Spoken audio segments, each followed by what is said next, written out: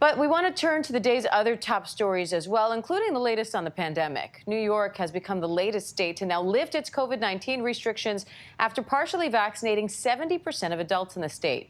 Fireworks lit up the sky in celebration all over the state last night, including here in New York City.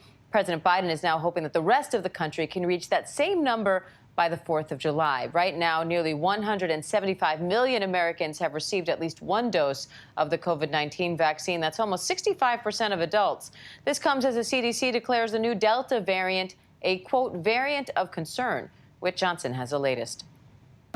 Overnight fireworks lighting up the sky above New York City, once the epicenter of the pandemic, now celebrating a return to normal life.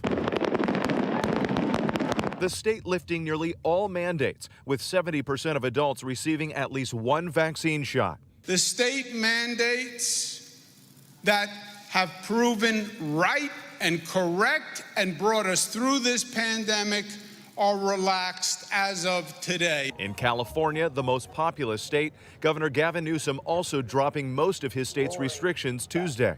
California is open again. But as the country looks to move on, the CDC is now calling the Delta variant, first identified in India, a variant of concern. Experts warning it's likely to become the dominant strain in the U.S., but say vaccines appear to be effective in protecting against it. The strain now reported in at least 34 states, accounting for about 10% of new COVID cases in the U.S.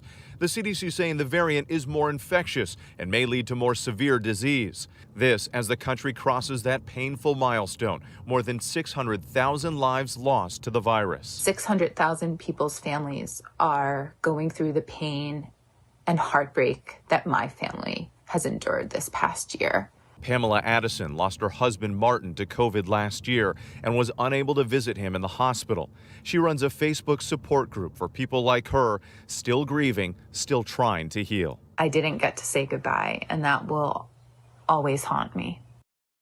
And there is more evidence stressing the importance of vaccines. New data from the UK shows the Pfizer vaccine is 96% effective against the Delta variant at preventing hospitalization and death when people get both doses. Diane? All right, Whit Johnson, good to hear the vaccine appears to be effective at least. And earlier on GMA, Amy Robach spoke to Dr. Ashish Jha, the dean of Brown University School of Public Health, about the concerns over this Delta variant and how it may affect kids who aren't able to get vaccinated. Let's listen. Tell us what we know right now about the Delta variant and how concerned are you about it? Yeah, so good morning and thanks for having me here. I'm concerned about it. It is far more contagious than any variant we have seen throughout this entire pandemic. It also appears to be a little bit more deadly for people who get infected. And what we are seeing is while our vaccines seem to generally hold up, we're seeing a few more breakthrough infections as well. So it's something we have to keep our eye on. All right, and we know that vaccines seem to be working against these variants, but the big concern, I think, for a lot of parents out there are that their children under 12 aren't allowed to be able to get vaccines yet. So how concerned are you about that population, the younger population, and this variant? Thankfully, they don't get sick at the same rates as adults, so that's the sort of saving grace in all of this. The very, very best way of protecting children who can't get vaccinated is making sure everybody around them is vaccinated. All the adults around them are vaccinated. Teenagers around them are vaccinated. So that has got to be the strategy right now. Get as many people as vaccinated as possible. It's a good way to protect the unvaccinated. And we're hearing right now, Dr. Jha, some reports that the symptoms of the Delta variant may be different than other typical COVID symptoms. What do you know about that? Instead of that kind of classic loss of smell that we talked about all last year, that still happens, but headaches and sore throat are the kind of key features of this variant. Whether that'll hold up in larger data, we don't know, but it is something definitely to keep an eye on.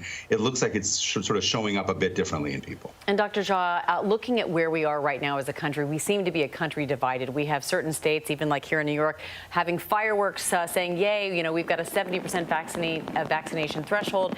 We're the pandemic's over, we're reopening, and you have other states keeping those restrictions in place. How do we move forward, and does that make sense? Yeah, first of all, even in New York, which has done a very good job on vaccinations, or Massachusetts or other places in New England with high vaccinations, the pandemic isn't totally over, right? The Delta variant will show up here.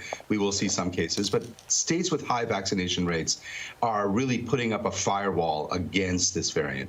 What I am worried about is states with low vaccination rates, some in the Midwest, a lot in the South, which are really still susceptible. And so we've got to keep a close eye. And there's only one way out of this pandemic. We got to get everybody vaccinated. So that's what we should be focused on right now. All right, our thanks to Amy and Dr. Jha for that interview. And an ABC News investigation is taking a closer look at the origins of COVID-19 and the Chinese lab at the center of so many questions. Most scientists say they believe the virus emerged naturally, but there are growing calls to investigate the possibility of an accidental leak from a lab in Wuhan, China. ABC News senior national correspondent Terry Moran has more on that. The Wuhan Institute of Virology is one of the leading centers of research on bat coronaviruses. For years, the lab has been collecting potentially dangerous viruses, some from an abandoned copper mine in southwestern China.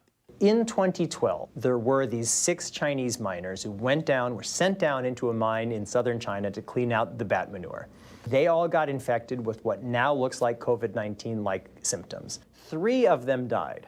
Researchers from the Wuhan lab collected viruses from those caves, but they say none matches the virus that caused the pandemic.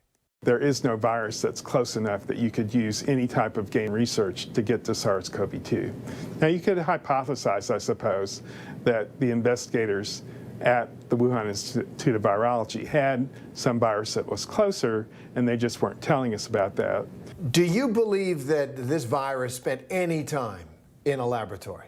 Before the pandemic, absolutely not. And that remains the consensus among most virologists, that this coronavirus has none of the telltale fingerprints of bioengineering. Now, concerns that there may have been an accidental lab leak, or possibly something more disturbing. The U.S. intelligence community reporting that there may have been research taking place at that lab that the public doesn't know about. In January, the State Department issued a fact sheet on activity at the Wuhan Institute of Virology that alleged that in the past, the lab collaborated on projects with China's military that it kept secret from the world. ABC News has also learned from a former State Department official that the U.S. government was aware of financial accounts tied to the Chinese military that were funding the Wuhan lab. But this March, one of the lab's directors, Shizhong Li, known as the Batwoman for her extensive research on bat coronaviruses, directly addressed the allegation that research was being conducted for the Chinese military. We heard the rumors that it claimed that in our laboratory we have some project, blah, blah, with the army, blah, blah, this kind of rumors. But this is not correct. The question is, was Shizhong Li telling the truth when she stated emphatically there was no Chinese military involvement prior to the outbreak at the Wuhan Institute of Virology? If there was, her credibility flies out the window. Now, all eyes are turning to the next step in this global investigation. Experts bent on parsing fact from speculation. It's important to stay open-minded because we don't know exactly what happened. We are scratching the surface. Final note, more than a year ago, top scientists published a letter in the prestigious medical journal Lancet that dismissed the lab leak theory. They called it a conspiracy theory, and it was hugely influential at the time. So ABC News reached out to all 27 scientists who signed that letter. About a dozen responded. And now several of them are telling us they aren't really sure this thing had a natural origin. And one scientist telling us he's flipped entirely. He now believes the lab leak theory is the more likely possibility. Diane? An interesting report there. ABC News senior national correspondent Terry Moran, thank you. And a hero pilot is speaking out after guiding a flight instructor through an emergency landing on a Florida highway. The instructor and the passenger both landed safely despite an engine failure. ABC News transportation correspondent Gio Benitez has that story. This morning, a pilot and passenger who made an emergency landing next to a South Florida highway have another pilot to thank for likely saving their lives. Engine just quit on you. The only engine on this Cessna aircraft failed mid-flight Friday. Flight instructor Richard Lee and his student tried calling air traffic control, but couldn't get through. But another pilot, also a flight instructor, happened to be flying nearby, hearing and seeing it all. Listen. Okay, got so scared. You're looking good, man. Your approach looks good. I think you're going to be fine. I could hear the stress in his voice. You know, he asked if it was okay if he landed on the freeway, and I was like, yeah, whatever you got to do. Marcus Suma, who was flying with his own student at the time, says that highway quickly became the other pilot's only choice for an emergency landing. But there's a car. Maintain a faster than normal airspeed so you have something to work with to put it down between cars. Put it down in front of them, and they'll see you and stop. I'll try. You're looking good. Watch that truck. The plane landing safely in a grassy median without hitting any cars. I came down and got a little close to a truck, and my heart kind of dropped a little bit when that happened. But he was able to set it down. I think he did a really good job getting it between the traffic there. It's not an easy thing to do. Yeah, I landed. We're on the highway. All right, good landing, sir. I'm going to tell Miami you're okay. From one pilot to another, a thank you. I'm still glad for the pilot, because when we're talking, they help us a lot. Such tense moments in the air right there. But the good news is that thankfully nobody was hurt here. But the FAA tells us it will investigate, Diane. Amazing how calm that pilot stayed throughout. ABC News transportation correspondent Gio Benitez, thank you. And police have revealed new details about a murder mystery in South